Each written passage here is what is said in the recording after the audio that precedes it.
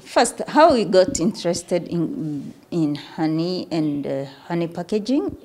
We have a background of being farmers, and you see bees around in your farm.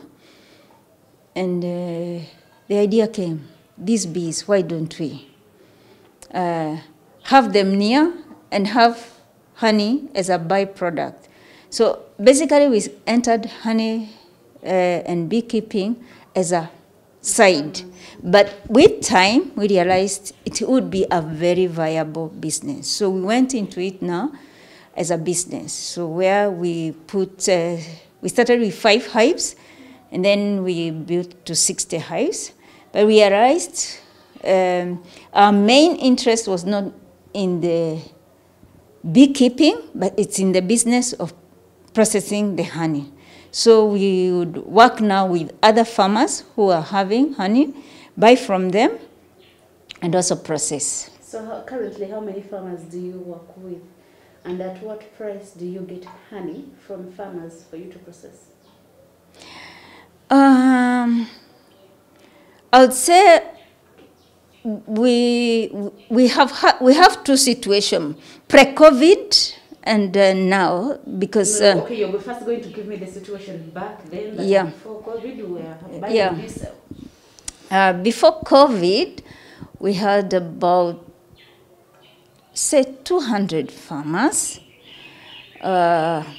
Basically, they were in Butebu, Parisa, then Kaberamaido, and also from the north, Arua.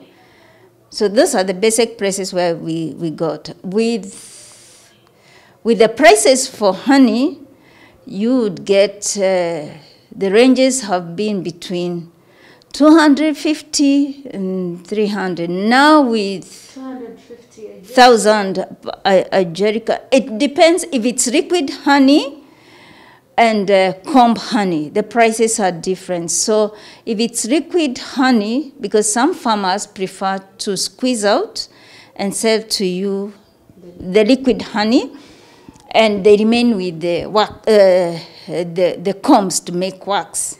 So that ranges depending on when the season is on, 250, 270 to 350.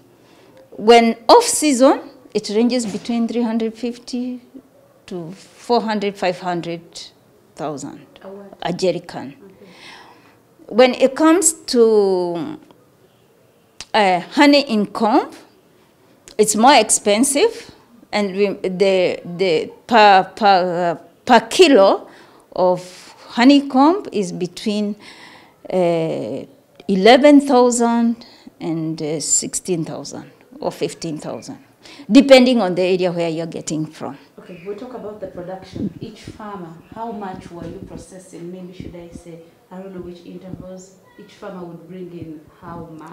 So how much were you taking in as a company? With farmers currently, I take the scenario like Kaberamaido.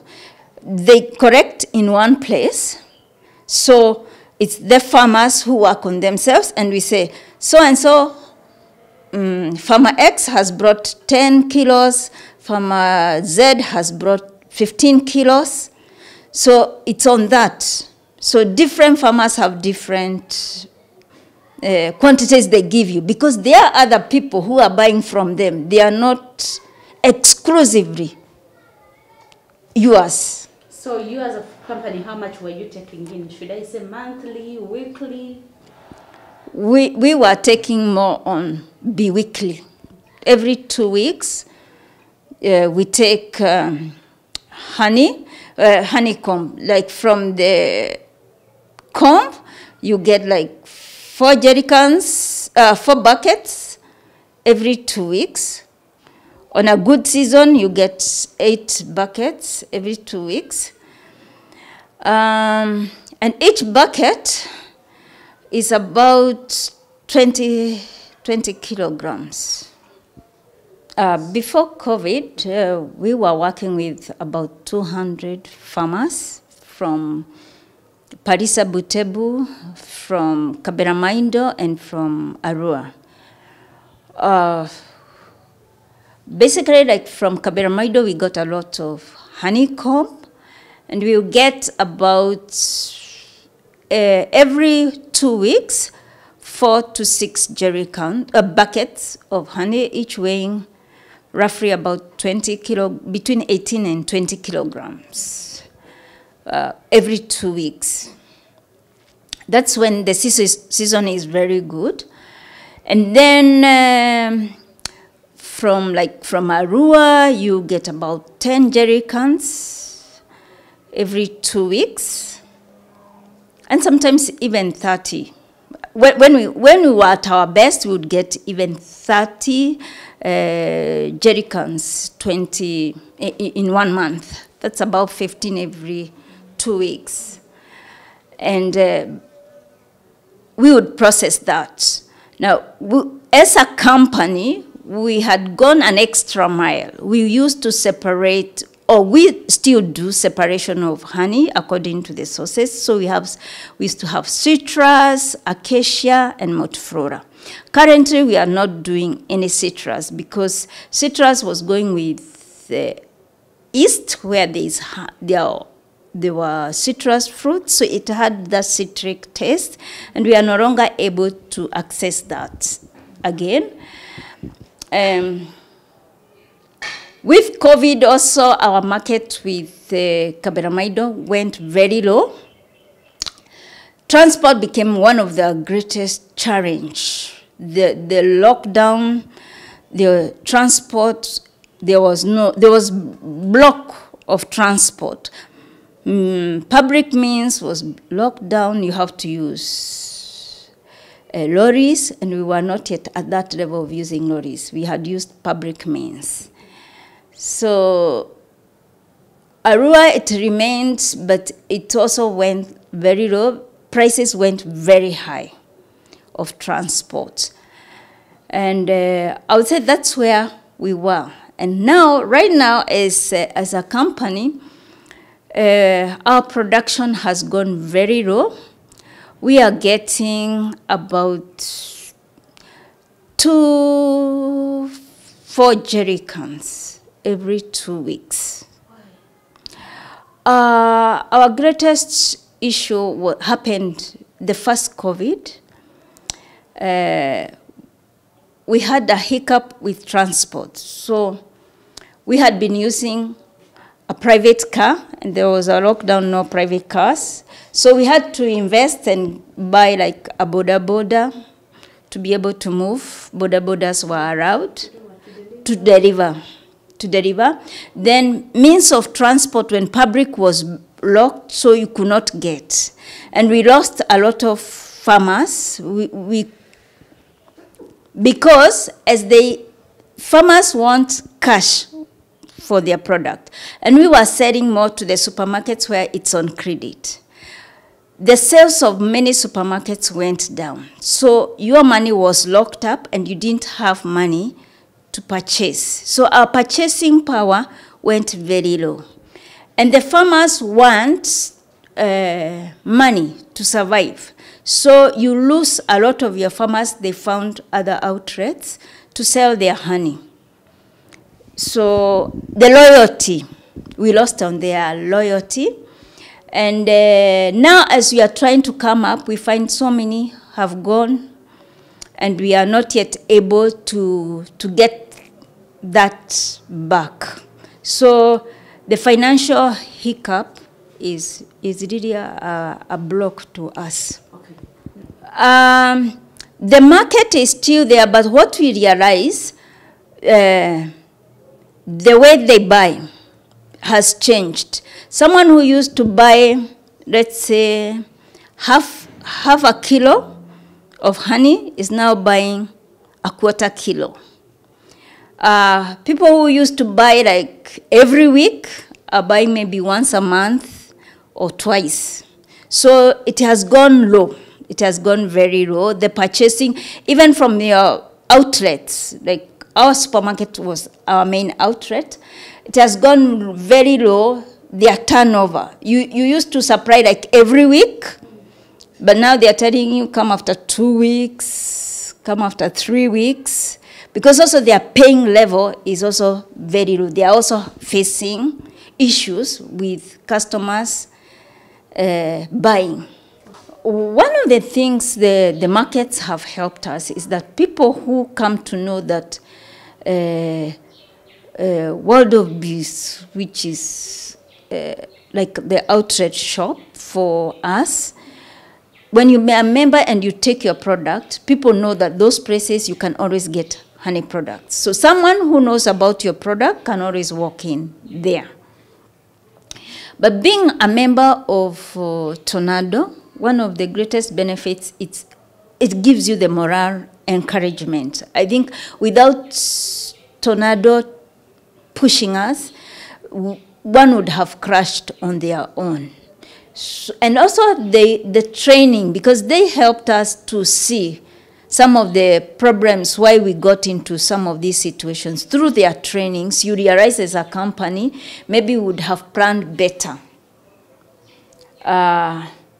But also they help you to learn to network with your fellow beekeepers and other processors. So you learn to network with them and learn from them where you are doing things right and where you are doing things wrong. So we pack, and because we want our customers to get the right weight, we have a measuring scale where we measure each bottle. So this is a 500 gram jar. So we measure 500 grams, but it has a bottle, so it goes to 532 plus the jar. So we pack it, it's 500, and then we cover it.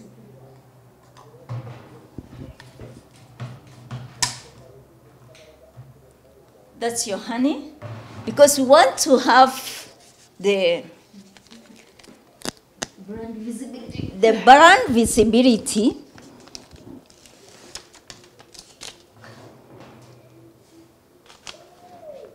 We put the label.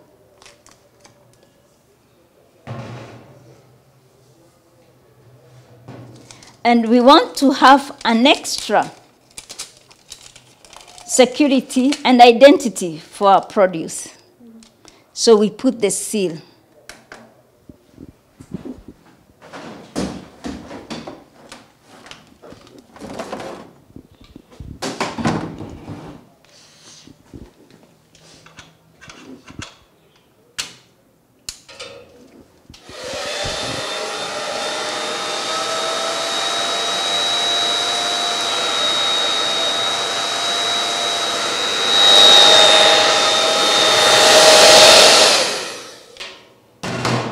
And there you have. So how do I tell that this is pure honey or it has additives? How do you tell? Well, when we are purchasing honey, first you have to be very careful from the farmers where you are getting.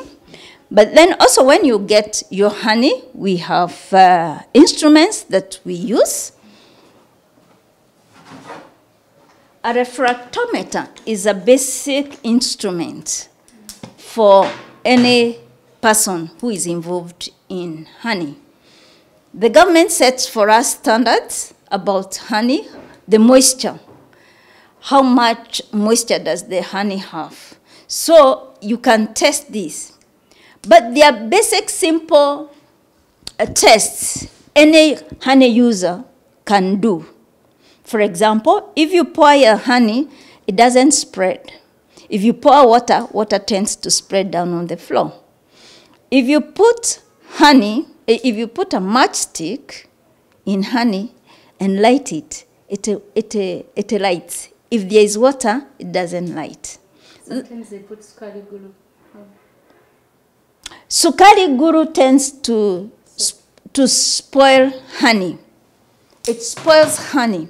Now, some people fine honey which crystallizes. Honey by nature crystallizes, depending on the honey's the nectar source. Some honey crystallizes, and you find some certain areas in this country, some regions, when you buy honey from those areas, it crystallizes. It's not bad honey, but it's the character, it's the behavior of the honey from those places. So customers need to know that honey crystallizes naturally, but check out if it has sugar. Sugar, if you put sugar, sugar tends to harden, but honey, when you melt it, it becomes smooth once again. So I think it's important that customers learn that honey naturally crystallizes. And depending on the area, you may be getting good honey, but by nature of the nectar, it crystallizes very fast.